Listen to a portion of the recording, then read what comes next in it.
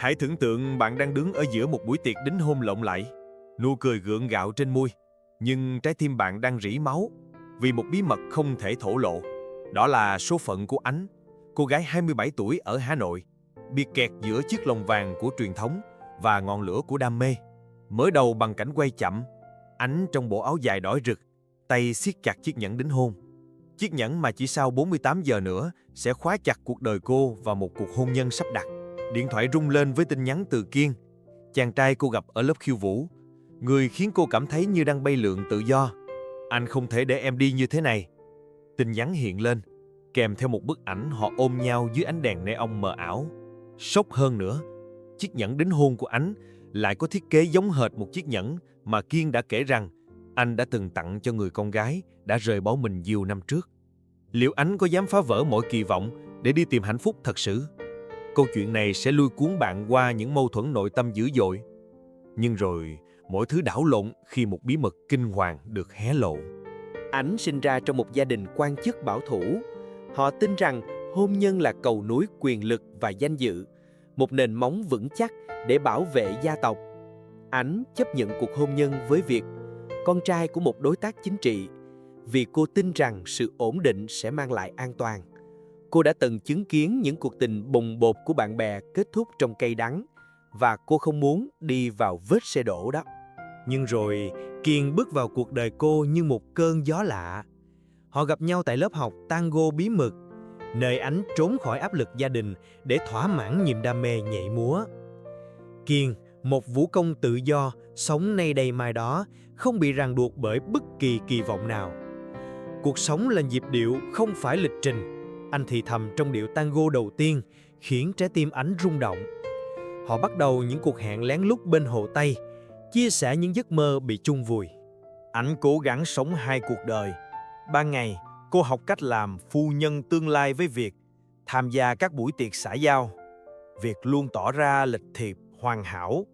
Nhưng có đôi lúc, Ánh bắt gặp ánh mắt anh thoáng qua một nỗi buồn khó tả. Như thể anh cũng đang che giấu một phần quá khứ nào đó. Áp lực tăng dần khi Ánh bắt đầu mất ngủ, hình dung cuộc đời tù túng nếu cưới Việt, hoặc hỗn loạn nếu theo Kiên. Mọi người xung quanh, từ cha mẹ cho đến bạn bè, đều khuyên nhủ cô nên chọn con đường truyền thống, khiến cô cảm thấy vô cùng cô lập. Mọi thứ đảo lộn trong buổi tiệc gia đình. Mẹ Việt, trong lúc trò chuyện thân mật với Ánh, vô tình kể về người con gái lớn của bà. Con bé đó từng yêu một cậu vũ công lang thang, làm gia đình ta suýt nữa mất hết danh dự. Thật may là thằng Việt nhà ta chín chắn không giống nó. Lời nói ấy khiến Ánh giật mình. Cùng lúc đó, trong một góc phòng trưng bày, cô phát hiện ra một bức ảnh cũ. Kiên đang ôm một cô gái trẻ. Trên cổ cô ấy là một chiếc dây chuyền có gắn một chiếc nhẫn bạc. Đó chính là chiếc nhẫn mà Kiên từng kể rằng anh đã mất và không thể tìm lại được. Ánh đối chất với Kiên, giọng run rẩy. Anh đã giấu em chuyện gì? Kiên cúi đầu đau đớn thú nhận. Anh từng yêu say đắm chị gái của Việt. Mối tình ấy tan vỡ vì sự phản đối kịch liệt từ hai gia đình. Anh đã đau khổ và chọn cách ra đi. Anh sợ nếu Ánh biết sự thật, cô sẽ bỏ anh. Cùng lúc đó, Việt bắt đầu nhận ra sự xa cách của Ánh. Anh nói với cô, anh biết em đang đấu tranh. Đừng nghĩ anh không hiểu cảm giác đó. Anh bàng hoàng nhận ra Việt cũng không phải một bức tượng đá. Anh đã từng trải qua nỗi đau tương tự và chấp nhận hy sinh để tuân thủ sắp đặt. Cảm giác tội lỗi và bối rối dâng lên tột độ trong Ánh. Cao trào vỡ òa tại studio chụp ảnh cưới. Dưới ánh đèn flash chói lòa, Ánh đứng đó, chiếc áo dài nặng trĩu. Khi Kiên lao vào như cơn bão, em không thể cưới hắn. Anh yêu em và anh sẽ đấu tranh vì chúng ta. Tiếng la hét vang lên. Cha mẹ Ánh tái mặt. Việt nắm chặt tay với vẻ đau đớn xen lẫn giận dữ. Ánh run rẩy nhưng không còn sợ hãi. Cô gào lên, hai người có hiểu không? Hôn nhân này là ngục tù, nhưng tình yêu với anh cũng chỉ là một cuộc chạy trốn. Cảm xúc bùng nổ khi Việt tiến tới, giọng vỡ òa. Em có biết vì sao anh lại chấp nhận cuộc hôn nhân này không? Anh đã từng yêu một người con gái, yêu đến mức muốn từ bỏ mọi thứ. Khi mất cô ấy, anh đã suýt kết liễu cuộc đời mình.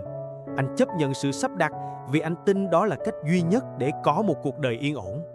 Lời nói ấy như nhát dao cứa vào tim Ánh. Cô nhận ra cả ba người họ đều là nạn nhân của những kỳ vọng xã hội. Kiên hét lên, không, Tình yêu tự do là phá bỏ xiềng xích. Ánh quỳ xuống, nước mắt hòa mưa ngoài cửa sổ, hét vang: tại sao tôi phải chọn giữa địa ngục và ảo mộng? Ánh xé tan bức ảnh cưới, vứt chiếc nhẫn xuống đất và chạy ra khỏi studio, không quay đầu lại. Việt nhìn theo, đau đớn, Kiên đuổi theo, bàng hoàng. Khoảnh khắc này không còn là cuộc chiến giữa hai người đàn ông, mà là sự giải phóng của Ánh khỏi những xiềng xích vô hình. Ánh đi đến một thành phố khác, ví dụ như Sài Gòn, sống một cuộc sống tự do mà cô hằng mơ ước. Cô dành thời gian để nhảy múa, để hiểu chính mình, để chữa lành những tổn thương và tìm kiếm giá trị thực sự. Sau 6 tháng, cô trở lại Hà Nội, không phải với tư cách là con dâu của một gia đình danh giá hay người yêu của một vũ công. Cô trở lại là Ánh, một cô gái dám sống thật với bản thân. Ánh gặp lại Việt, không có sự hận thù, chỉ có sự thấu hiểu. Họ nói chuyện về những tổn thương, những hy sinh. Họ nhận ra rằng hôn nhân không phải là đích đến, mà là một hành trình. Cuối cùng, Ánh không quay lại với Việt ngay lập tức, nhưng họ trở thành những người bạn thân. Kiên cũng trở thành một người anh trai, người bạn đồng hành trong nghệ thuật.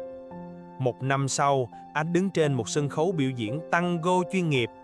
Dưới khán đài, Việt mỉm cười, ánh mắt tràn ngập sự trân trọng. Kết thúc, Ánh bước xuống, cầm lấy tay Việt. Họ không cần đám cưới rình rang, không cần vòng tay sở hữu. Họ đã tìm thấy nhau ở một phiên bản trưởng thành hơn, cùng nhau xây dựng một tình yêu, mà ở đó, cả hai đều được tự do bay lượn trên đôi chân của mình. Sau hành trình của Ánh, bạn sẽ chọn gì? Hôn nhân sắp đặt an toàn hay tình yêu tự do đầy rủi ro? Đừng giữ im lặng, hãy bình luận ngay. Chia sẻ bí mật tình yêu của bạn, dù nó gây tranh cãi. Thậm chí thử thách bản thân, gọi cho người thân, thú nhận một lựa chọn khó khăn. Điều này có thể làm đảo lộn, nhưng chính nó sẽ giải phóng bạn. Đăng story với hashtag hôn nhân tự do, tag bạn bè để khơi dậy cuộc tranh luận. Bạn sẵn sàng thay đổi chưa?